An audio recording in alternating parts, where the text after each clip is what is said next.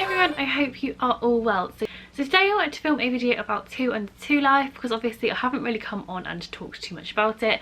I haven't really spoken much about Elin apart from to do her birth story.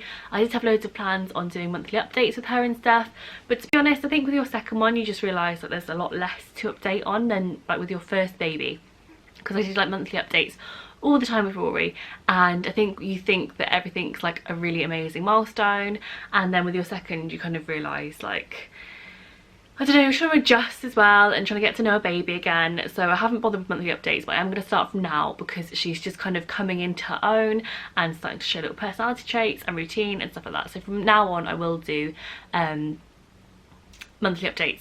So just in case you're new here, my name is Georgina. I am 26 years old and I have 2 children, 2 under 2. I have Rory, who is 19 months old, and Elin, who is very nearly 4 months old. So we've been into 2 under 2 for 4 months, and in this video I will talk about 5 truths that I've learned through 2 under 2, like 5 very honest truths. And this is a collab with the lovely Ruth, who is Bright Mama on YouTube and Instagram. If you like my channel, you absolutely love her channel. She's got a little boy called Jet who has just turned 2, and then Nova is her little girl and she was born about a week. I think Elin's about a week older than Nova. So she is very much the same, does very similar content like pregnancy updates, vlogs, and again she has just done a video about things that she has learnt from having 2 under 2. So I kind of wanted to talk about how I found things so far, and I can't really decide whether I found it harder or not as hard as I thought it would be, and I think I found it a lot easier than I thought it would be. But there are elements that like I wasn't prepared for, which I do think happens. Like the same thing with Rory when I first had like no children to one child. There were things that were easier and then things I just didn't even expect. So I found it really difficult going from no kids to 1 kid, even though like Rory was like desperately planned and wanted, and I kind of had a good expectation of what was to come. I found like losing that independence really hard. Rory was like a proper Velcro baby, always wanted to be held, always wanted to be cuddled, and I found like having to take him everywhere and him not wanting to go to anybody else apart from me. I found that really hard. With Elin, she is the exact same. I kind of hoped that she wouldn't be. I hoped that she would be better, or that I would be better at like breaking that habit, but she's just as bad if not worse. But I was kind of expecting it. I did have in my head that I was like gonna, oh, she's been sick. I did have in my head that with her I was gonna like make sure she was put down for naps, not being held in the baby carrier or anything like that. But I did do that, I started doing that, but she is just a Velcro baby. It's got nothing to do with the way that you raise them or bring them up, and I've just kind of accepted now that it is easier just to pop her in the baby carrier and just to let her have a nap wherever she wants to. I know, especially like from Rory, it is such a short period of time and they grow out of it so quickly. I know when you're in it, it definitely doesn't feel like that because obviously I'm back in it, but yeah, once you're back out of it, it's such a short period of time. It's like 4 or 5 months where they just want you all the time, and then they kind of are okay about it. So yeah, I have found it a lot easier than I thought it would be. I literally thought like my life would be over, we would never get anything done. I was really nervous about going back to like being a full-time, I don't want to say full-time mum because that sounds weird, but like I didn't think I would be able to work around them anymore, and I would have to be like in full mum mode all the time when I've just started to get back some like independence and personality, and that hasn't happened. I've managed to still work around the 2 children as it stands at the moment. You know, we go out a lot more than we used to when I just had Rory, because it's harder to play with him, so it's easier to take him to play like to baby groups and let him kind of entertain himself there. So social wise we do a lot better. So there are like things that it has improved our life in like certain aspects, and then things that I did find a lot harder are going back to having a newborn again. I found that really hard, which is really stupid because it was only like 16 months ago that I had one. But I think you like look back on the newborn stage as like this amazing fluffy time where they just sleep all day and you're in coffee shops just living your best maternity leave life, and actually like newborns are quite hard work and you just forget really quickly. So I did find it hard going back to having a newborn. She had really bad colic, that was really difficult to deal with. I found it hard like her never wanting to settle and her crying a lot for the first few weeks of Rich going back to work. That was really difficult to deal with Rory and deal with Elin crying. She grew out of that though, and like it just started to be in the evenings when Rich would put Rory to bed, so it wasn't too bad because at least I had the day with him and then I would spend the night dealing with Elin's colic, and that was hard on me, but I felt better that like it wasn't impacting Rory anymore. But the thing that I have definitely found the hardest is the guilt. I just feel so guilty on Rory all the time. I feel bad that he doesn't get the attention that he used to. I feel bad that I'm like always with Elin.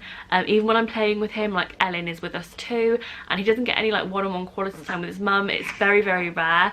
Like probably like 1-2 times a week as opposed to like every day. So that I found really, really hard. It's only now that things are starting to get a lot better. Like this morning, for example, like me and Rory were up and doing things from 6:30, and then I had to like physically wake Elin up at 8:30 because she was just happy in her bed, but we had to go out.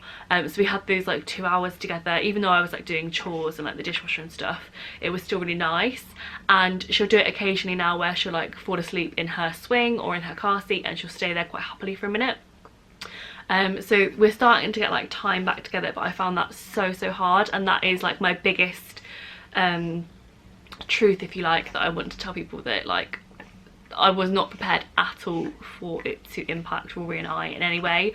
I just kind of thought that Elin would go along with things, and I didn't preempt how hard it is to play trains whilst holding another baby, and I didn't preempt how much it would impact him, and yeah, I found that really difficult. My next kind of truth is how they are both still babies.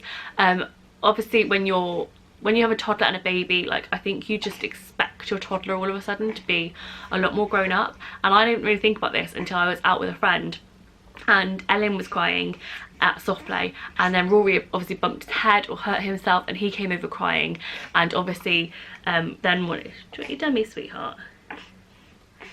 And he then obviously wanted to be like up on my lap and having a cuddle and having that dealt with, and because Elin was crying I couldn't deal with him properly, and I kind of had to like help him through it, like to get over it quickly, as opposed to like before I had Elin I would have given him a cuddle and let him have a drink and stuff like that, and I felt really mean.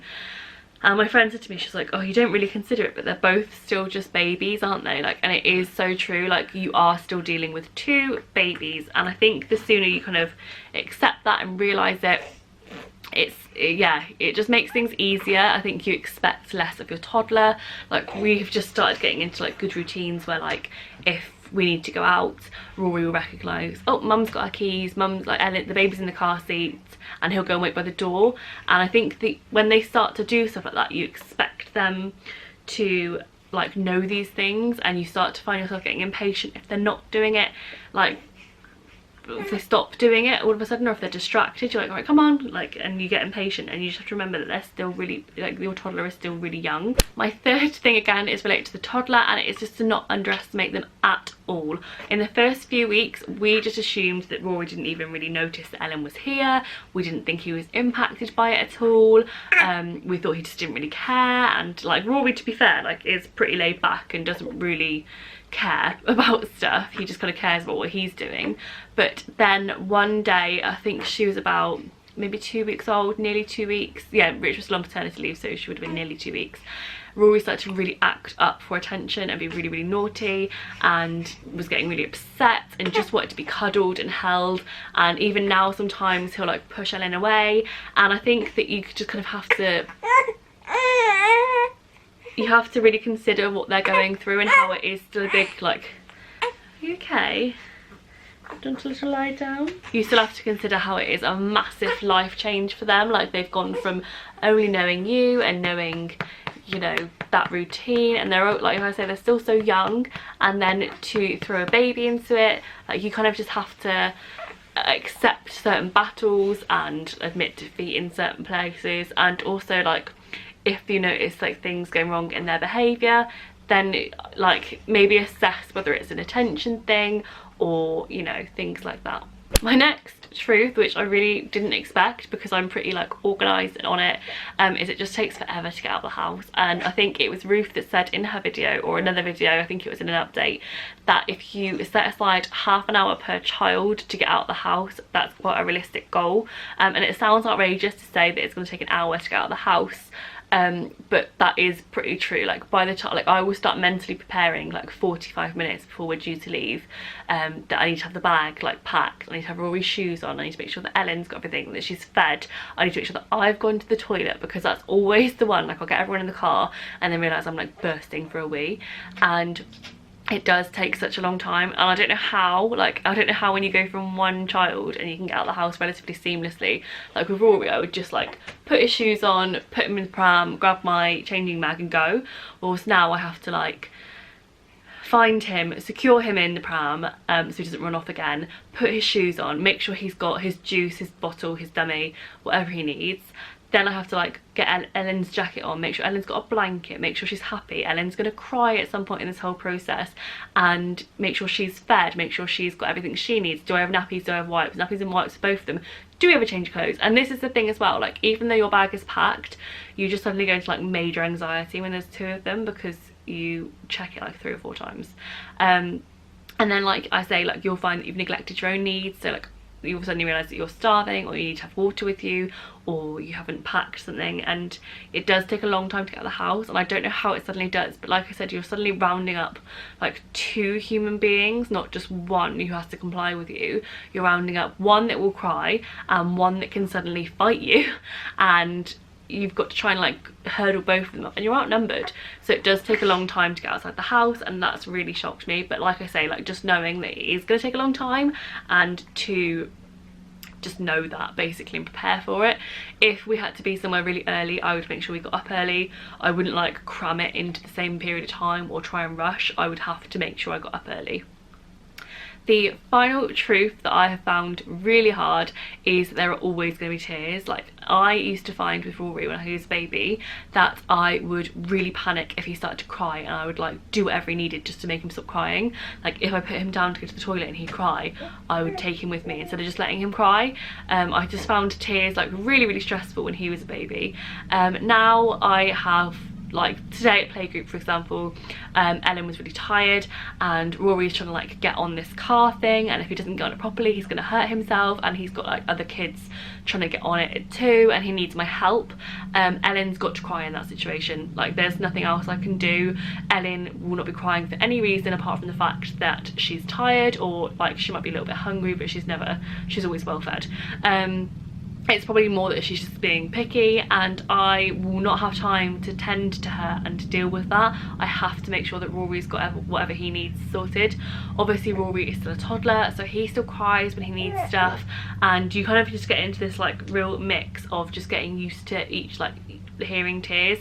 Obviously Elin cries a lot more, but because Rory still does cry over very basic needs, like could be hungry, could have hurt his foot, he can't communicate any other way, so he will cry too. And I like no longer have any anxiety over tears. Like I think I shock people because I'm just like, she's fine, she'll cry, it's fine.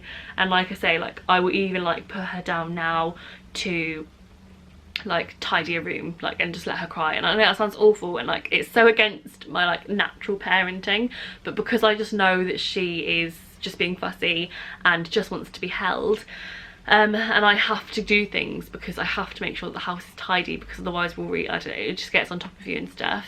So I'm pretty used to tears now. So anyway, those are 5 honest truths that I've learned in the first almost 4 months of 2 under 2 life. I will do like an update video, I think, just like a chatty one, because there's loads of things I want to say and talk about, and it will just go on for ages. So I think I'll do like just a chatty update. So give this video a thumbs up or a comment if that is the type of thing you'd like to see. Let me know what you do want to see when it comes to 2 under 2 content, because there's things that I want to make like essential gear, good and bad. I don't know, I can't really think, but let me know what kind of things you want to see. Like, I will be really honest about things. Like I say though, if you are expecting 2 and 2, like, trust me, it is absolutely not that bad. Elin has made things like, Elin has made certain aspects of our lives so much better. Like I say, we get out more, there's more structure, routine, like we're more together. So don't feel bad if you've got 2 and 2 or you're planning it or you're worried about it. Like, honestly, I spent my whole pregnancy with Elin shitting myself, and just don't. It's absolutely fine. Any problems, like major problems that come from having like the 2 kids, is because there's 2 of them, not because of the age gap. You would always have like logistical problems and mum guilt and stuff like that. So don't worry. But yeah, let me know what type of things you'd like to see. If you're new here, then please do subscribe. It means the absolute world to me, and we will see you in the next video. Bye.